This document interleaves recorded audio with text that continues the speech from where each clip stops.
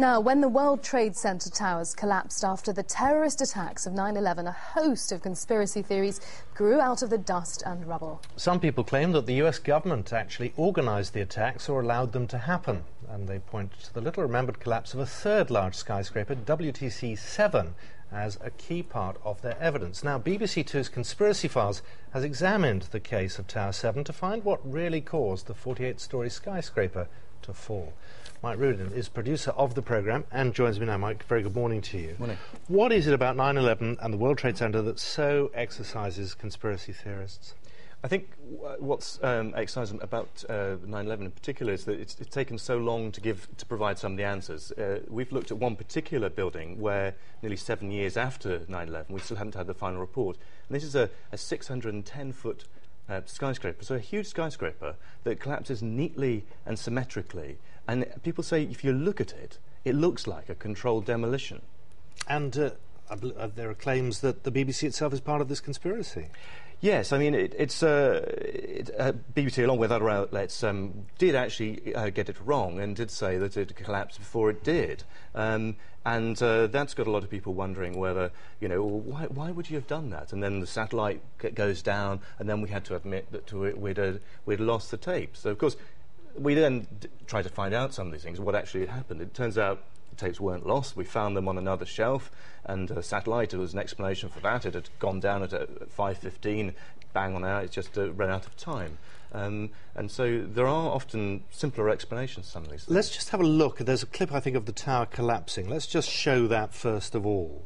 And this is the one, and it housed some interesting organisations. Yes, I mean it housed the CIA, the Secret Service, the Department of Defence, and in fact the very agency that was designed to combat terrorism in New York. And bizarrely, that was actually housed on the 23rd floor of this building. So when people found these things out after the event, it's a bit curious, isn't it? Mm.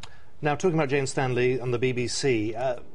Just explain again how the BBC says this all happened. Well, the BBC's the head of World News, Richard Porter, has looked into this, done an investigation, and it was a tumultuous day, and he's found out some new information since that investigation, and this is what he found out. Well, I think you have to put it in the context of what was an incredibly chaotic day for everybody involved in trying to cover the story.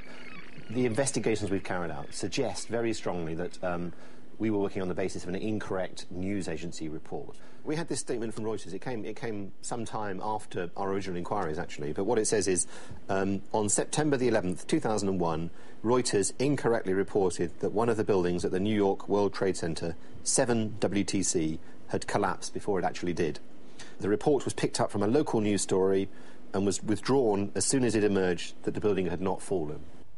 That's Richard Porter, head of World Television. In terms of what Jane Stanley is saying, what's her response? Well, she was a reporter who was there on the day and had the difficult thing of having a back to the event, you know, having just got there and didn't have, you know, had very little information come to us. So, and she's never talked about this before, but she told us that it was an honest mistake.